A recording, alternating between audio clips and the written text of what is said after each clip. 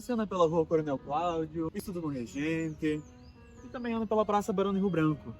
Mas você sabia que literalmente debaixo dos seus pés existe um corpo d'água esquecido que foi literalmente enterrado? Uma dissertação escrita por Tiago Borracha nos conta essa parte da história de Ponta Grossa, que por muitos foi esquecida. A dissertação é intitulada Os Arroios no Processo de Urbanização de Ponta Grossa, que vai de 1900 a 1950, nos conta essa parte da história, contando esse processo de urbanização e que hoje conta sobre os arroios que foram cortados aqui por Ponta Grossa. No início do século XX, Ponta Grossa passava por um processo acelerado de modernização. Só que essa modernização tinha um custo: a água. O arroio Pilão de Pedra, que passava no coração da cidade, era o que supria a sede dos moradores e que por muito tempo esteve marcado na paisagem urbana de Ponta Grossa. Mas, com o progresso, ele se tornou um problema que precisava ser resolvido, ou melhor, escondido. Há pouco mais de 100 anos, conseguir água era um trabalho árduo e diário. As residências tinham um abastecimento precário, usando poços e fontes de água salobra.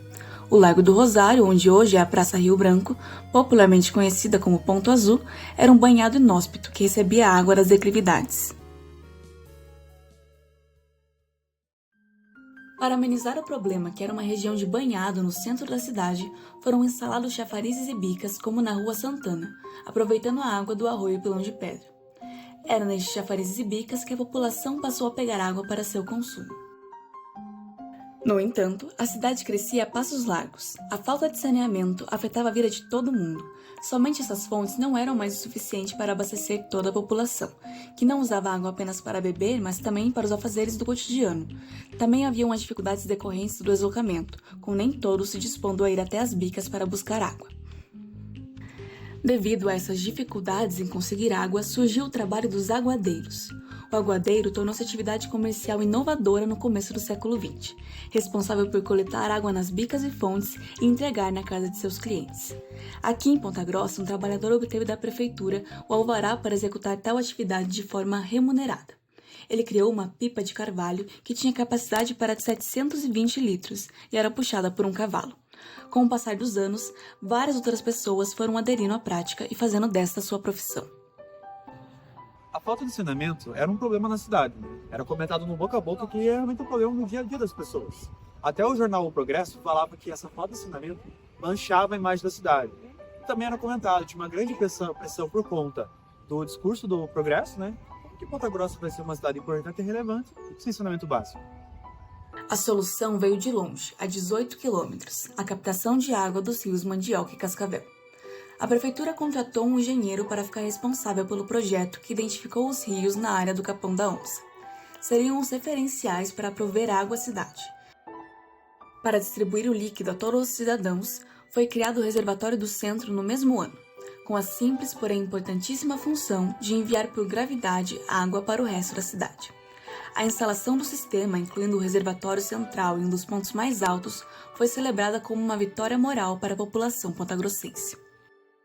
Ponta Grossa, então, em 1920, se destacou por ser uma das primeiras cidades da região com água encanada no sistema de esgoto.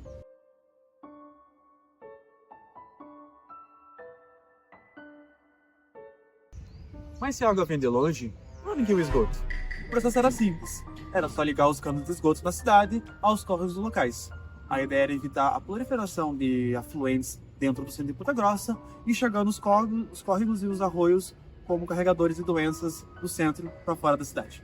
Na passagem para o século XX, as doenças e epidemias eram preocupantes em todo o território brasileiro, que passa a encarregar médicos e sanitaristas para as chamadas funções de vigilantes sanitários. Para isso, a pretensa vida civilizada tinha bases em países europeus, recorrendo a modelos existentes tidos como cidades limpas, higiênicas, ordeiras e com paisagens arborizadas, modelo que se desejava reproduzir em Ponta Grossa. Com esse objetivo, Ponta Grossa, assim como diversas outras cidades brasileiras, criou um Código de Posturas.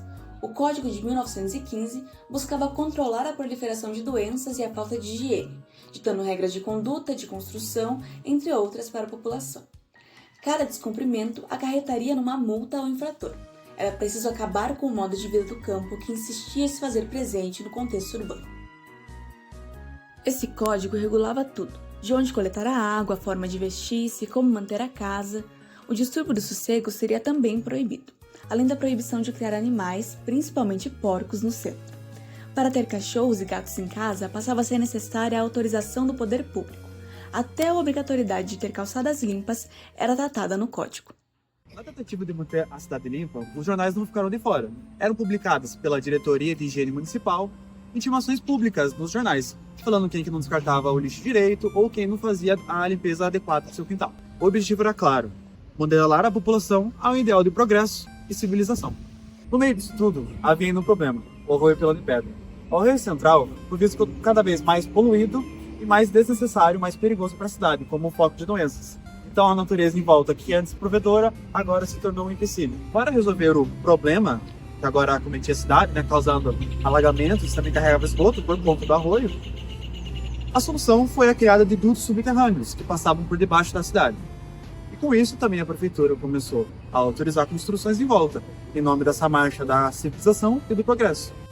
Por causa da poluição, os arroios deixaram de ser locais de lazer. As famílias abastadas buscavam alternativas artificiais, como a piscina particular no Botuquara. O contato físico com a natureza foi se tornando cada vez mais indireto e limitado. Mas para os moradores antigos, essa paisagem ainda é viva na memória. Para além dos documentos, ouvir os relatos deles pode ser algo muito importante também para entender todo esse contexto. Dona Jaci mora ao lado do Arroio Madureira desde 1955. Ela lembra como era lá no começo. Quando vim pra cá, a região era um grande campo vazio, não tinha nada, não tinha energia elétrica, as ruas não eram asfaltadas, tudo de terra. E o arroio era super limpo. Quando minhas meninas eram pequenas, elas viviam brincando lá com os vizinhos. Mas com o tempo as coisas foram mudando, a água foi ficando suja, veio o esgoto e ela... A expansão de Ponta Grossa, que foi acentuada após 1950, transformou riachos em esgotos a céu aberto e, finalmente, em dutos subterrâneos. Mesmo hoje, um século depois de tanto esforço, menos da metade dos municípios do Paraná possuem coleta de esgoto, e apenas cerca de 41% tem o tratamento adequado dele. A prática de despejar resíduos nos rios persiste. O arroio, que uma vez supriu a sede dos seus avós, hoje é, nas palavras de muitos, apenas água suja. Mas a história pública nos lembra que é essencial resgatar essa memória para pensarmos o futuro da nossa cidade. Olhe para o espaço urbano.